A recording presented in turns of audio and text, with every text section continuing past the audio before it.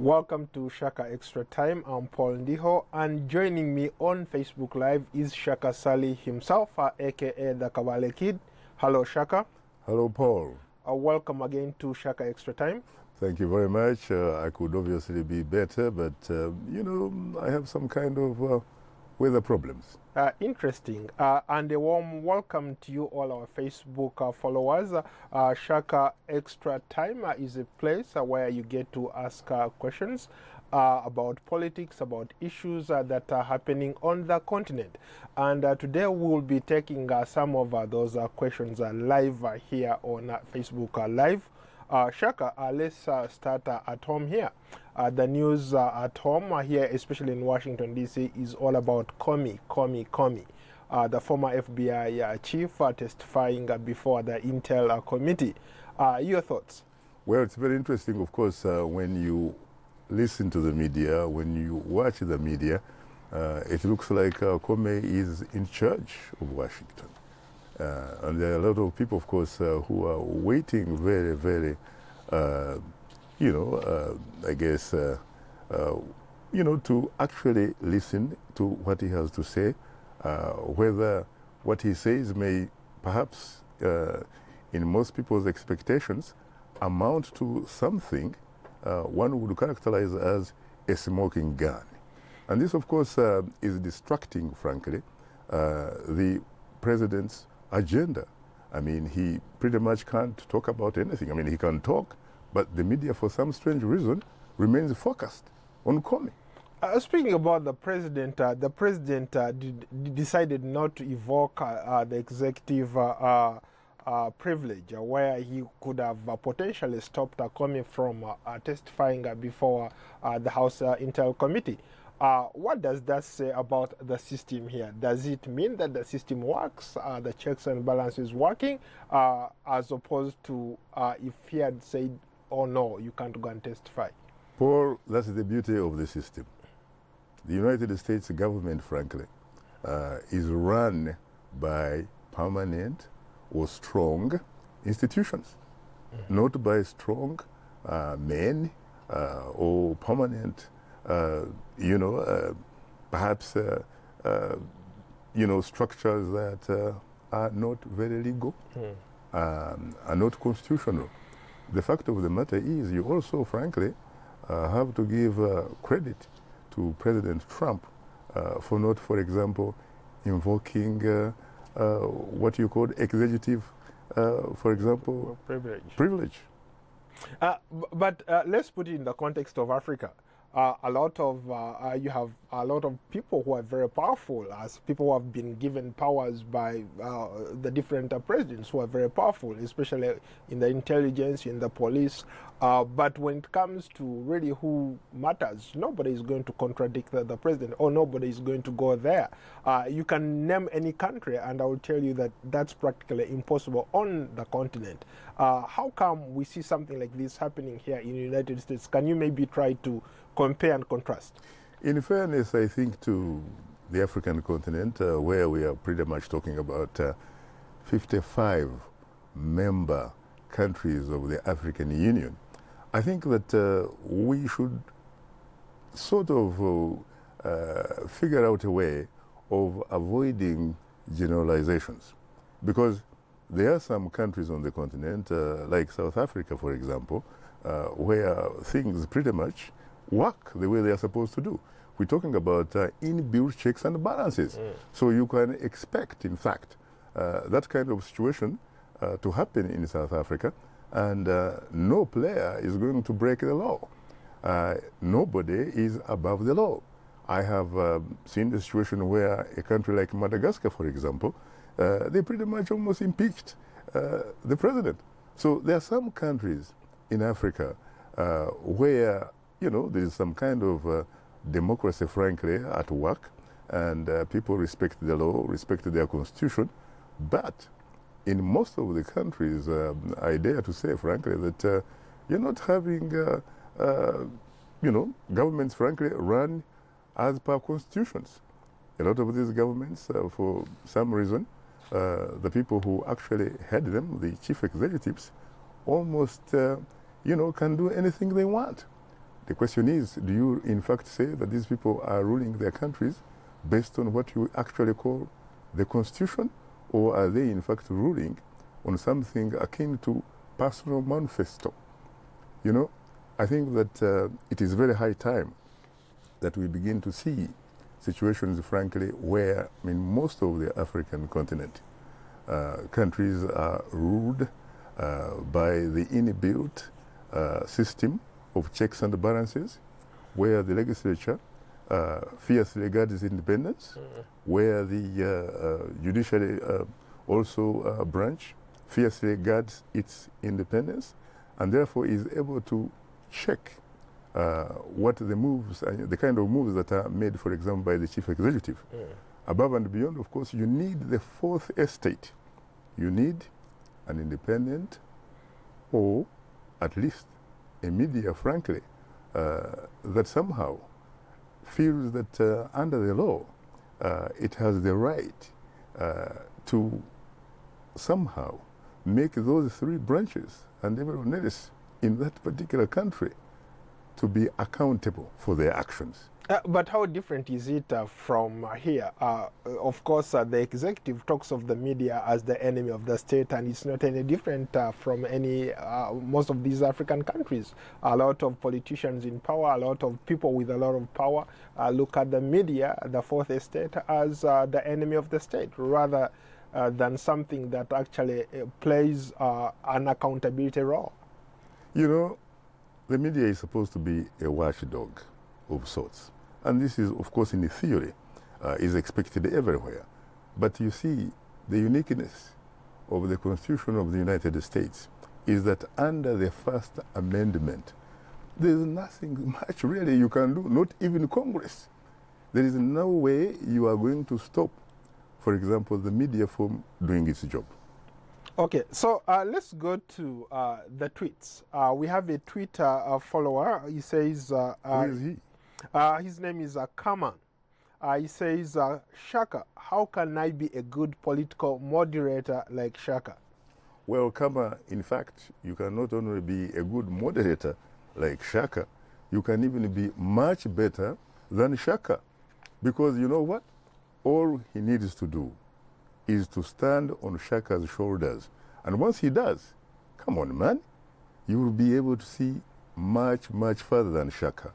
But in fact, in order for you to do so, first of all, you have to make sure that you do your homework. You have to read, read, read.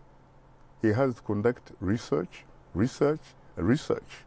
And at the end of the day, the other key is to listen. Shaka, you have a lot of admirers, especially young people who follow the politics. You go anywhere on the continent, people are talking about yourself. What makes you tick? I don't think that there is anything unique that makes me tick, really. It's just that I do what is expected of a reasonably intelligent journalist, which is you have to do preparation, preparation, preparation. What does that mean? Again, it comes to research, research, and research. And once you do that, you gain the confidence and you have the weapon to call upon to take you anywhere. The other important thing, of course, that Shaka does is to listen. Once you listen, it is very easy for you to almost spontaneously react or respond, again, based on your research. You have to do your homework. There are no shortcuts here. Okay, let's go to Facebook comments. We have Muhammad Kaifa Hydra. He says, Shaka, my country, the Gambia, made history by kicking a dictator, Yahya Jammeh, out of office through the ballot box. But the rate at which we are responding after his departure is not very promising. Do you think there is a political deficit? Do you think this political deficit could be the problem of the sudden change, or maybe misunderstood? In either case, please elaborate. I think, first of all, frankly, I think you need to be a little bit patient. Because let's face it, President Yahya Jammeh, the last time I checked, was in power for about 22 years. And so you need to be a little bit patient because, first of all, democracy, frankly, is a work in progress. It is a process. It's neither an incident nor an event. You also hope that the new, kids, the new kids on the block in the Gambia, I hope that they don't get into the business of political witch hunting. They need to reach out to the former supporters of the former president. They need to reassure them that if they can cooperate and follow the law, that they're not going to be, punished or are not going to be looked at differently. Because at the end of the day, you are talking about all people being Gambians. And so I think the new government, frankly, it needs a little bit of a sort of political honeymoon, if you will. But at the same time, as I said, it has to make sure that it reaches out to the other people that used to support Yahya Jammeh. But how does he do that? Because you're talking about a system that has been run by one guy for 22 years, over 2 decades. Correct. And this one guy has literally taken over all the institutions. And now they have to start from scratch. So how does a person who's coming in with fresh ideas even start? Well, first of all, you have to be realistic. You found people in town. You are not going to kick them out of town. You have to figure out a way how to interact with them. There are some lessons that you will have to be prepared to learn from them. And I'm sure that they too, they will be willing to learn some lessons or new lessons from you. So at the end of the day, it takes two to tango. It does not take one. Because even with exercising of power, people forget that you need to make consultations. You can't just sleep and wake up, Paul, and expect to say whatever it is, and people just jump, to your tune. You have to make sure that you reach out to your people. And again, this is a country. You're talking about the business of governing. You have to bring in people. You have to involve them so that they feel part of your policies. Without doing that, you can't succeed. Let's go to another commenter from Nigeria, Adesela Ayedega Henry. Shaka, today many are the failed premises of our political leaders. In elections, most times voters' ballots don't count. Until recently, I'm envisioning another round of electoral fraud by the new government in case it fails. What can the masses do to stop fraud in the electoral system in Nigeria? Well, first of all, Henry, I think just like your counterpart in the Gambia, Henry, you need to be a little bit patient. I mean, let's face it. Your country regained its political independence from the British back in 1960. And it wasn't until, frankly, 1993, June 12, that you had a semblance of an election that was deemed to be free, fair, and, credible, won by arguably multi-billionaire Mashuda Biora, but annulled by General Ibrahim Badamasi Babangida. And now it had taken you many, many years to reach 2015, whereby this time not only did you have an election that was credible, transparent, was fair, but in fact, the incumbent president, the incumbent president, Goodluck Jonathan. Goodluck Jonathan, at least had the courage and the confidence of accepting the fact that he had been defeated. And the man considered defeat with grace. So I think you are on a roll. When are you having the next elections? It's probably about 2 years from now. I think you should be a little bit patient and see what happens 2 years from now. And I must add that in an interview that was conducted by Voice of America here, the same president told us that he would be the first person to pick up a phone and concede defeat if he lost the election fair and square.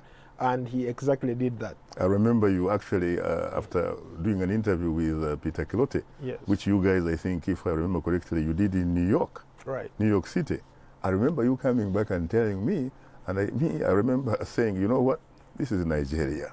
I will be surprised if that happens. But guess what? I was proven wrong. And I'm sure a lot of people were proven wrong, including, in fact, some of the key players in the ruling PDP party, because don't forget that there is a man called Orubebe, who in fact tried to pull out a stunt in the National Tallying Center in Abuja. So let's go to a kid from your hometown. I call Irumba Leonard from Kabale, Chigezi, your home area. My question, Shaka, is why do you think that most African presidents don't want a peaceful handovers of power? Why have term limits failed to work in most African countries? Well, first of all, let's face it, my brother from Kabale, southwestern Uganda, I don't think that we should perhaps use most, because I know that I was less than mediocre in mathematics. But let's face it, there are also a lot of presidents recently who are in fact coming out in support of democracy, who are in fact losing elections while they are incumbents and actually conceding defeat with grace. More recently, we remember my friend, Ghanaian President John Dramani Mahama. He lost an election to Nana Akufo-Addo, and guess what? He is a very happy former president. And let's face it, he is not the only one in Ghana. You also have another former president who served 2 terms called John Kufuor. You also have, you know, Flight Lieutenant Jerry John Rawlings, retired but not tired, who served 4 democratic terms and some other tenure under military dictatorship. He also walks the streets in Accra. You can also go to Senegal, and you'll find the tallest president at one time, Abdou Wade, tallest president. The man lost elections back in 2000. He conceded defeat with grace. And the man who succeeded him, Abdou Wade, what happened, my friend? He also lost an election, and he still is living, you know, life after State House in Dakar. So there are some examples. In fact, in West Africa, there are some very good examples. West Africa seems to be on the move. And of course, we have Nigeria, as we talked a bit earlier about, you know, about the circumstances there. You go to Southern Africa, you have those types of situations. Again, I go to Zambia. You have a Rupia Banda, an officer and a gentleman, who lost an election when he was an incumbent back in 2011. He conceded a defeat to Michael Sata, and he lives great life after State House. He actually told me one time that not being in power is probably even good for his health. He used to have problems of high blood pressure. He now doesn't. You have a lot of things happening, except, of course, in Central Africa. When you go East Africa? Yes, from Central Africa, you go to Equatorial Guinea, where you have Teodoro Bianga, who has, of course, the distinction of having been president since 1979. And whenever he goes for an election, after a 7-year term, whichever term is 7 years, by the way, guess what? He wins by like 97, 98%. But when you talk to people of the opposition there, they say there's no election in Malabo. When you look at neighboring Cameroon, you have a Paul Biya. He has also been in power since 1982, as if there are no other people, frankly, who can run that. And of course, you go to Togo. At one time, Eyasimba Yadema was in power for more than 40 years. Yeah, followed by his son now. His son now, who does not, in fact, recognize, by the way, the concept of term limits. But guess what? With Yahya Jammeh out of power, as far as the 15 member states of ECOWAS are concerned, he remains in isolation. He remains the only guy who does not respect term limits. What do you think is the future of Togo, my friend? Well, I am sure it will be term limits soon. Yeah, but he just became the chairperson of ECOWAS. Yeah, but it is rotational and it's only 1 year, so that doesn't really mean much, really. Okay, following up on the same question, how about that kind of transfer of power? Maybe going into East Africa, what's the problem in East Africa and Central Africa? You have Congo, Kabila doesn't want to go. You have in Uganda, President Museveni still hangs on. In Kagame, same story. What's going on? At least Kenya and Tanzania are leading by example. You had issues in Burundi, same thing. It is the issue of the absence of democracy. The absence, in fact, of social, economic justice for all of us. That's the issue. You see, those countries thrive on telling you, by the way, Paul, that they are very peaceful, that they are stable. You know, the last time I checked, frankly, it would be unfortunate if somebody thought that stability and peace is a reflection merely of the absence of war. No, it is the absence of social economic justice for every citizen. Let's go to another comment. Let's stay in Ghana. You mentioned Ghana earlier. Let's go to Ghana. Darlington from Accra, Ghana. Hello, Shaka. Do you really think that the idea of uniting Africa as a federal state is still relevant? If yes, how and when do you think this can be achieved?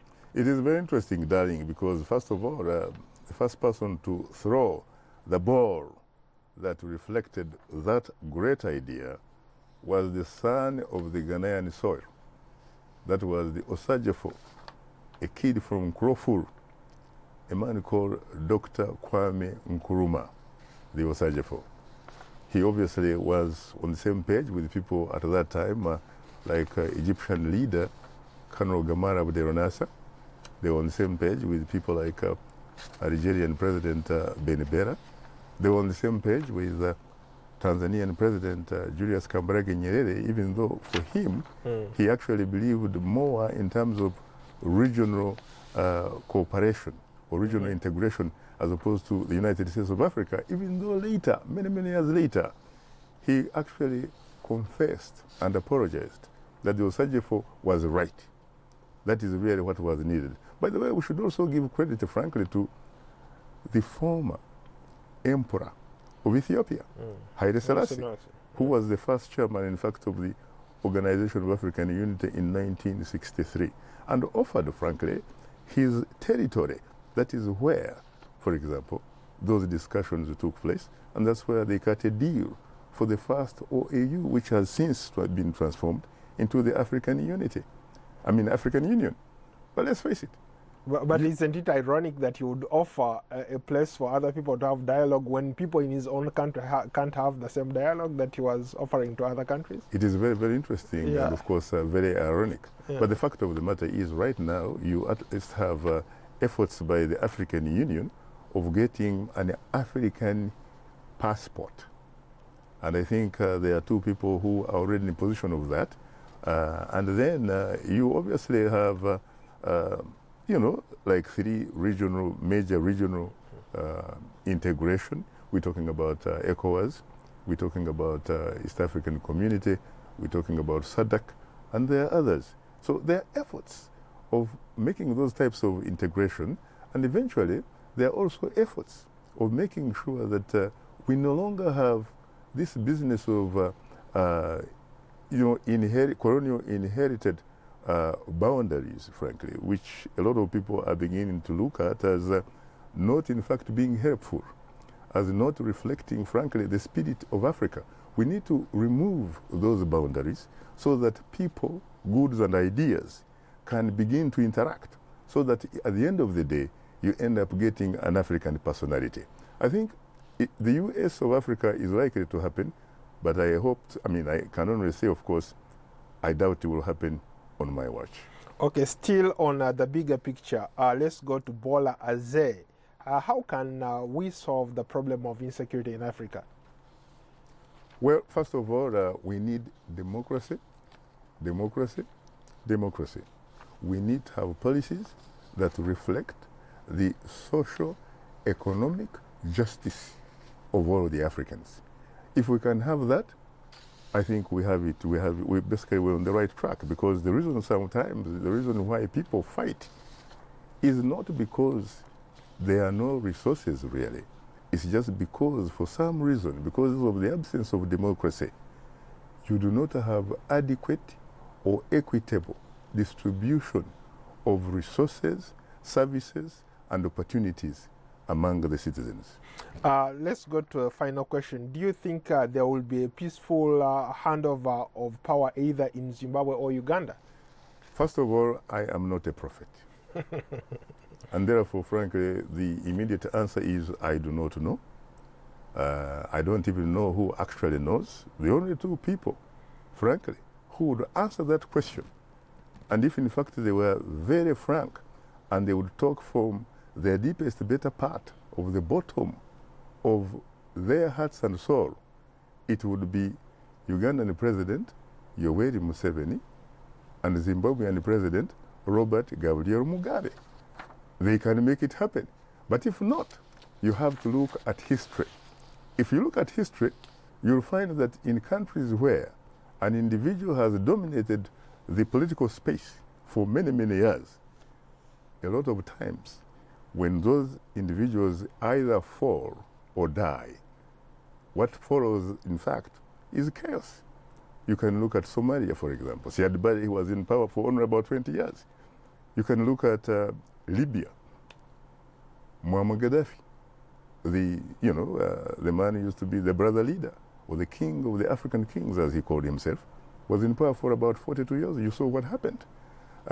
You can look at a lot of other countries. I mean, it has been like that, except it did not happen in Togo, where Yasimbe Yabima was president for more than 40 years, nor did it happen in Gabon. So who knows? Very briefly, what are you talking about tomorrow on Straight Talk Africa? Well, it's very interesting that we are going to be talking about the Africa that we want. Meaning, perhaps, we don't really like what we have today. And if, in fact, we don't like what we have today, what do we need to do in order to get a better Africa? Okay, on that note, Shaka, thank you so much for being our guest today. And thank you to all our Facebook followers who are watching us live. We'll see you next week on another edition of Shaka Extra Time. Thank you. Thank you very much, Yep. Paul.